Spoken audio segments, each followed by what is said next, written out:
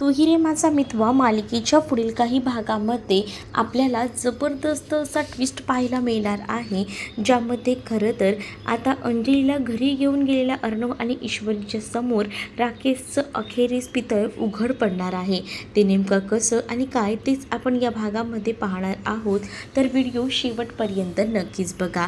सगळ्यात आधी आपण पाहतो की अंजलीला हॉस्पिटलमध्ये ॲडमिट केले, पण अंजलीची जी अवस्था आहे ती खूपच जास्त क्रिटिकल आहे. अंजलीला धड आता स्वतःच्या पायावर उभंही राहता येत नाही आहे आणि त्यामुळेच आता डॉक्टरांनी सरळ सांगितलेलं आहे की हे सगळं काही जे झालं आहे ते सगळं फक्त आणि फक्त एका गोष्टीमुळे झालेलं आहे की तिने ती गोळी चुकवली आहे आणि त्यामुळे हा सगळा परिणाम झालेला आहे. या सगळ्या गोष्टी जेव्हा आता होतात तेव्हा मात्र आता इकडे अर्णव आणि ईश्वरी जे आहेत ते मात्र खूप जास्त हैराण झालेले असतात, कारण आधीच त्यांनी सांगितलेलं होतं की तुम्ही घरी थांबा, पण तरीसुद्धा आता काही केल्या दोघंही जण घरी थांबत नसतात आणि त्यामुळेच ना हा सगळा प्रकार आता घडून आलेला असतो. जेव्हा हा प्रकार घरी घडून आलेला असतो तेव्हा मात्र आता राकेश नसतो. राकेश तर आता नामानिराळा झालेला असतो, त्याला काही गरज नसते ह्या सगळ्या गोष्टीची, तरीसुद्धा आता तो तिकडनं सैरावैरा निघून जातो आणि जेव्हा तो गोव्याला निघून जातो तेव्हा अंजलीने कॉल करूनसुद्धा तो रिटर्न येत नाही. पण आता डॉक्टरांनी या सगळ्या गोष्टी सांगितल्यामुळे आता अर्णव आणि ईश्वरी अंजलीची काळजी घ्यायचं ठरवतात.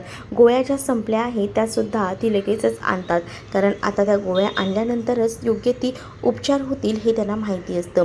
इकडे अंजलीला एवढं बरं वाटत नाही आहे, तरीसुद्धा अंजलीचा माज काही उतरलेला नसतो. म्हणजे थोडक्यात काय म्हणायचं आहे की अंजलीला अर्णव आणि ईश्वरी आता घरी यायला सांगत असतात, तरीसुद्धा अंजली काही ऐकत नसते. अंजलीने सरळ सांगितलेलं असतं की सॉरी, पण मी येणार नाही आहे आणि मला त्या घरात यायचं नाही आहे, मी ह्यांची वाट बघेन ते कधी येत आहेत ते. आता अंजलीने सांगितलेलं असतं. अंजली जेव्हा हे सगळं बोलते तेव्हा अर्णव ईश्वरी थोडे डिस्टर्ब असतात. त्यांना असं वाटत असतं की निदान आता तरी आपण ताईला घरी घेऊन जायला हवं, कारण त्यांना ताईची अवस्था ही बघवत नसते आणि म्हणूनच आता ते दोघंही जण विचार करतात की निदान आपण आपल्या नजरेसमोर जर ताई असली तर ताई बरी होऊ शकते आणि म्हणूनच आता नजरेसमोर जे आहे ते ठेवू शकतो आणि म्हणूनच नजरेसमोर ठेवण्यासाठी म्हणून का होईना आता ते घरी घेऊन जायचा निर्णय घेत असतात.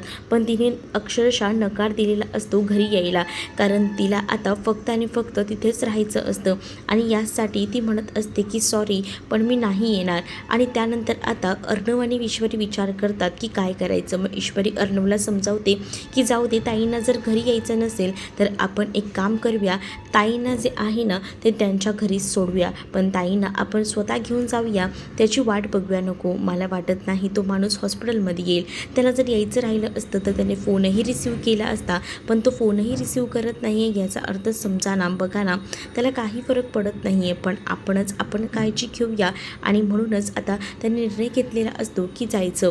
आणि त्यासोबत इकडे आता जो राकेश असतो ना त्याने फोन सायलेंटला टाकलेला असतो. तो मस्तपैकी त्या रियासोबत गोव्यामध्ये जाऊन एन्जॉय करत असतो. त्याने शॉपिंग वगैरेही केलेली असते, तर त्याला कॉल येतात सतत, पण आता तो कॉल रिसीव्ह करत नसतो. त्याला अंजलीही कॉल करत असते, त्याचसोबत जो पैसे घेणार दादा असतो ना तो सुद्धा कॉल करत असतो, पण तो सुद्धा आता त्याचा कॉल रिसीव्ह करत नाही, कारण त्याला माहिती आहे की त्याने कॉल रिसीव्ह केला की त्याला झक मारत तिथे जावं लागणार आहे आणि तो जाऊ शकणार नसतो, कारण तो आता गोव्याला आलेला असतो या रियासोबत. रियाने सुद्धा त्याला चांगलंच नादाला लावलेलं असतं आणि रिया त्याच्या प्रेमामध्ये एवढी वेडी झालेली असते ना की तिला त्याच्याशिवाय दुसरं काहीच दिसत नसतं. इथे अंजलीला इतका त्रास होऊन सुद्धा अंजली आता राकेशला कॉन्टॅक्ट करत असते. तिला असा विश्वास वाटत असतो की राकेश निदान आपल्याकडे येईल, आपल्याला समजून घेईल, आपल्याला हॉस्पिटलमधून घरी घेऊन जाईल, पण तो काही आलेला नसतो आणि त्यामुळेच ना ती बिचारा तशा अवस्थेत सुद्धा त्याला कंटिन्यू कॉल करत असते, पण तो कॉल लागत नसतो. आणि हॉस्पिटलमध्ये थांबणंसुद्धा इतकं काही अर्जंट नसतं, एवढं काही सिरियस नसतं. डॉक्टरांनी सांगितलेलं असतं की गोळ्या वेळेवर घ्या, हिमोग्लोबिन कमी झालेलं आहे, थोडंसं सलाईन लावल्यानंतर तिला आता बरं वाटलेलं असतं.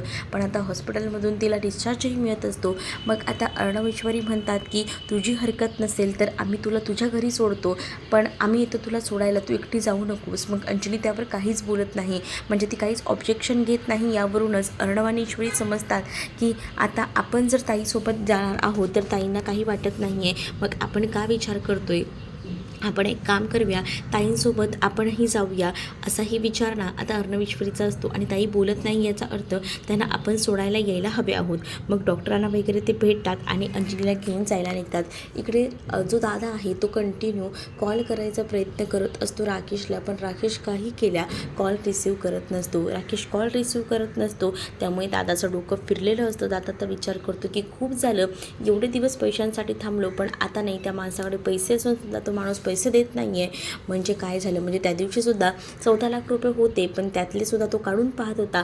या गोष्टी आता बरोबर दादाच्या लक्षात येतात. दादा म्हणतो, एवढे दिवस मी शांत राहिलो, पण आता नाही शांत राहणार, आता खूप झालं, आता या सगळ्याचा बदला घेणारच आहे मी, असंही आता तो दादा बोलत असतो. आणि म्हणूनच दादाने निर्णय घेतलेला असतो की घरी जायचं आणि बघायचं. दादाच्या माणसाकडनं दादाला कळलेलं असतं की तो गोव्याला गेलेला आहे.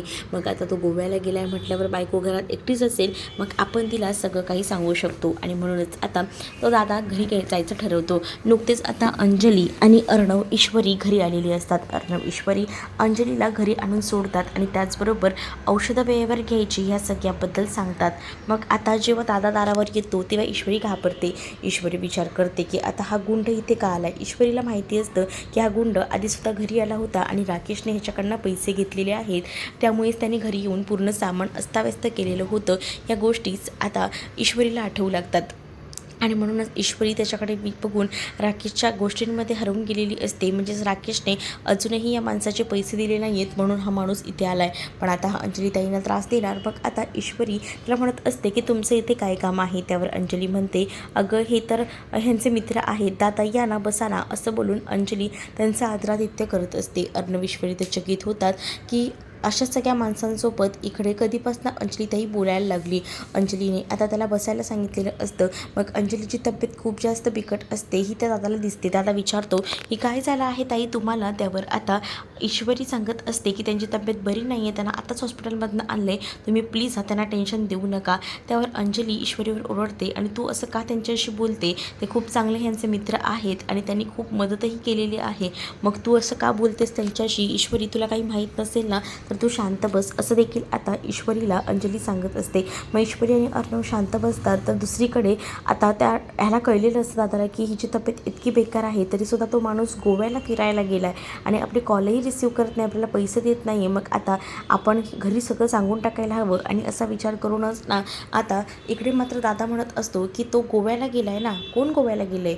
अहो तुमचा नवरा गोव्याला गेला आहे. मग आता अंजलीला हे माहीत नसतं. अंजलीच्या पायाखालची जमीन सरकते. अंजली म्हणत असते की नाही, मला तर ते काहीच बोलले नाही, पण अहो मला माहिती ना, मला फोटो आले होते, त्यांनी मला काही फोटो पाठवले होते, तुम्हाला पाठवले नाही का, असं मुद्दामूनच आता म्हटलं जातं.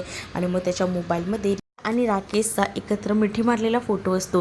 तो फोटोच आता तो दाखवू लागतो. आणि दादा जेव्हा तो फोटो दाखवतो ना, तेव्हा मात्र आता अंजलीच्या पायाखालची जमीन सरकते. अंजली म्हणते, हे सगळं काय आहे.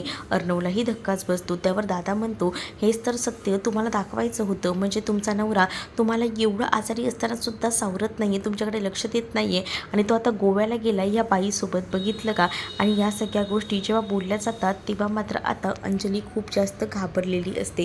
तिला काय बोलावं समजत नसतं. पण या दादाने मात्र आता खरं रूप राकेशचं अंजलीसमोर अशा पद्धतीने आणलेलं असतं. आता अंजली या सगळ्यामध्ये काय स्टँड घेईल हे पाहणं तितकंच इंटरेस्टिंग असणार आहे. तुम्ही जर आपल्या चॅनलवर नवीन असाल तर चॅनलला नक्की सबस्क्राईब करा. चला तर मग भेटूया पुढच्या भागामध्ये. तोपर्यंत टाटा बाय.